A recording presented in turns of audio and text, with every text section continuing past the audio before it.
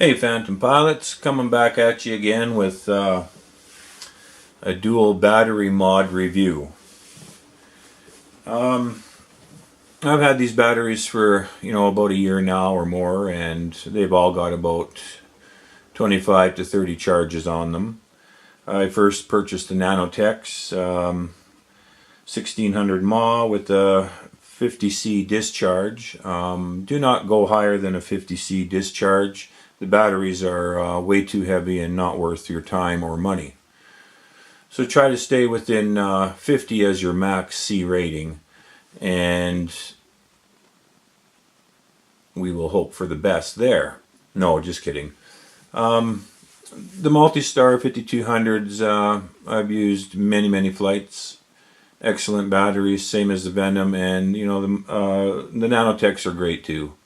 They're all a great battery. I personally like to use, a high volt battery, charging them up to 5.35 or 4.35 volts per cell, which gives you a couple extra minutes of fly time, and which is great. The only thing is you need, of course, a high volt charger. I purchased the Sky, D100 here.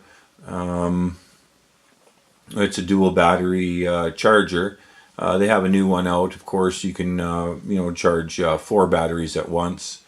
Venom makes an excellent charger too. I would probably recommend Venom because of service and quality. But anyways, if you have an issue with buying stuff through China, we all know what that can be like with trying to get a return and whatnot sent in and all that. So yeah, buyer beware, and you always get what you pay for that way.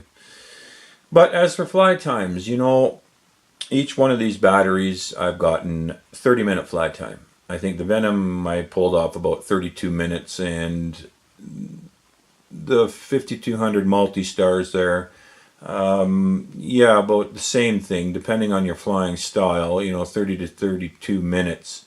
But all my DJI batteries have major charges on them. I have one battery that's like 187 charges, so my numbers of fly times, that's the low end of the scale because I've got so many charges on them.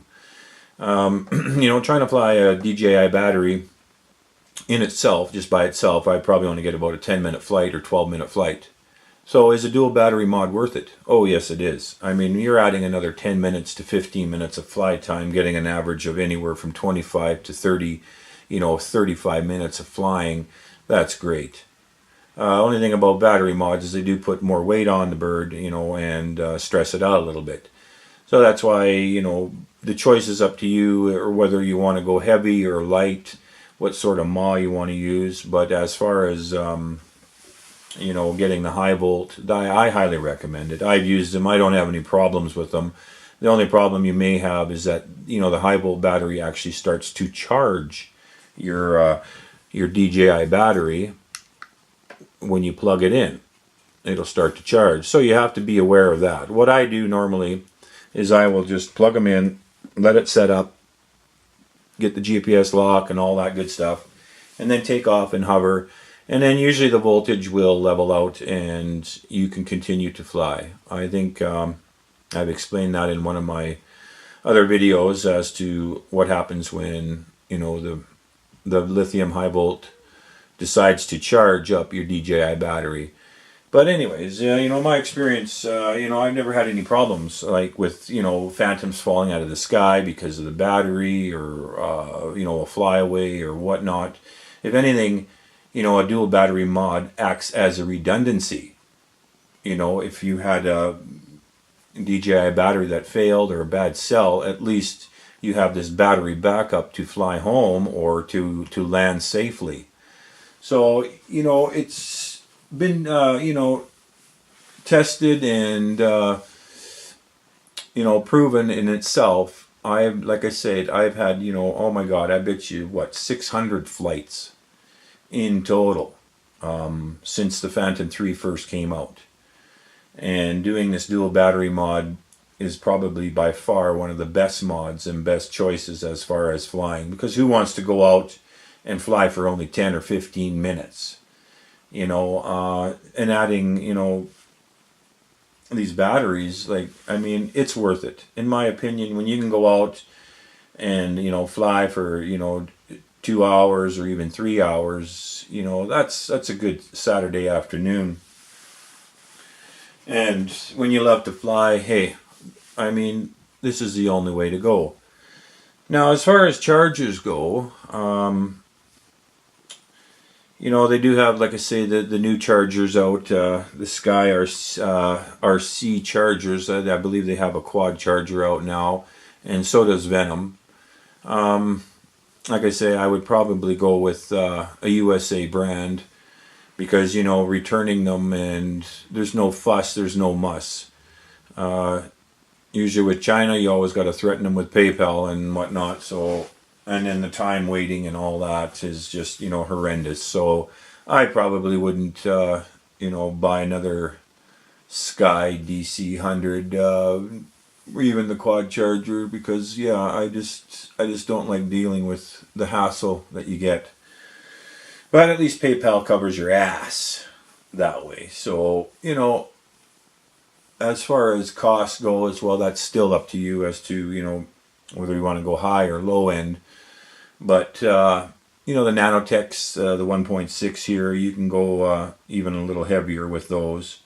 Or not heavier, I mean a little more mAh. I just started out with those because, yeah, I too was concerned about weight, as we all were in the beginning when we started doing battery mods to these Phantoms.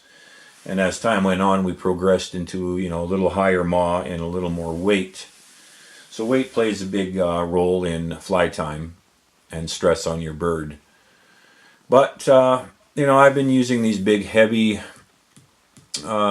multi-stars. I think I got it, they're about 425 grams for a battery, and I believe my Venoms are around, yeah, I think, I forget anyways, about 200 grams, and the Nanotechs are about, I don't know, 150 or something. But as far as, a C rating goes, stay lower than 50C. Anything higher than a 50C battery is starting to get a little too heavy. A high discharge battery is heavier, and you don't need that with a quadcopter. You don't need a high discharge battery. 25 is what these are, and these work excellent. The other ones are 50C. So yeah, don't go over 50C because the batteries are just too heavy, and you're not going to get your fly time. And you don't need anything over that because you're not doing any quad racing with it where you have to do punch outs. So as far as that goes, keeping the weight down is always great, and of course increasing your mAh is always great too. So in conclusion to it all, my personal bests and personal favorites are always going to be, a lithium high volt battery. I may be trying, a Venom 3200 high volt. They are getting up there in weight too. But we'll see how it goes. I'm very pleased with all these batteries. Like I say, 187 charges on a DJI battery, and I can still get a 25-minute fly time by adding, a couple batteries. Yeah, well worth the mod. Well worth the time. When you love to fly, this is the way to go as far as that goes. And the beauty of this, not only will these batteries work in a Phantom 3, but they will also piggyback for a Phantom 4. Phantom 4s cannot handle the weight, though. A Phantom 3 can handle about 2.5 pounds safely. I wouldn't recommend that. I would definitely be under 2 pounds or even 1 pound, but it seems to work fine. The Phantom 4 can't, doesn't handle. I don't think we could use, these big batteries on there. Maybe one single battery or, a 6600 mAh at the max. I think multi-star would probably work, one single battery. Where to put it, I don't know. I don't have a Phantom 4, so I can't do any mods to that as far as Phantom 4s go. But as for Phantom 3s go, yes. I mean, you know, we're talking about a review here, and like I say, even the Nanotech, you know, 1.6 there at the top, like I said, I got a 30-minute flight time.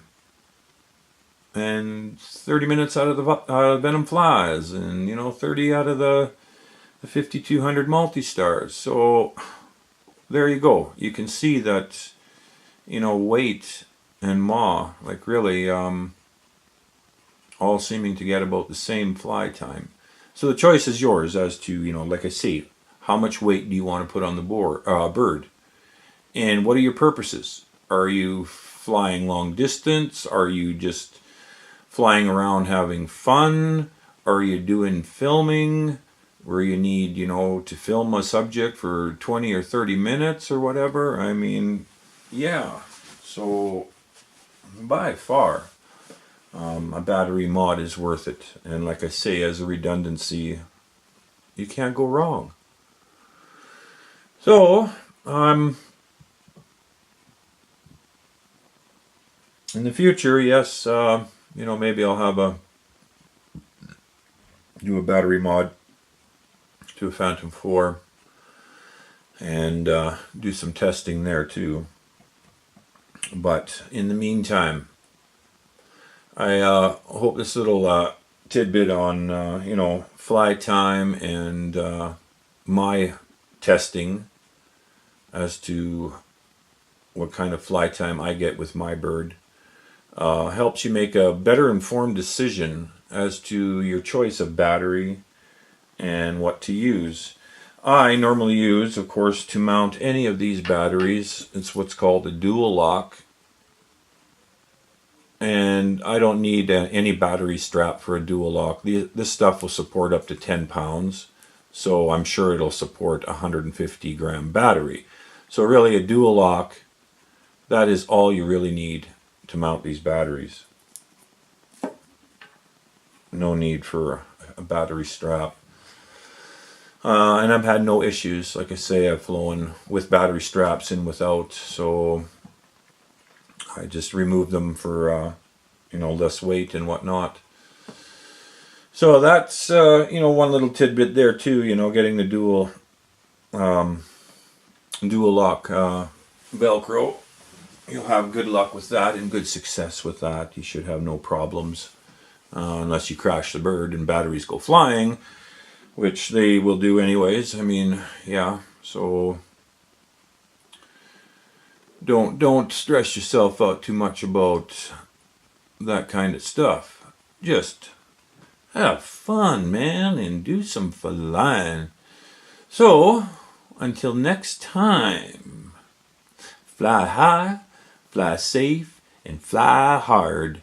Thanks for watching, and please subscribe.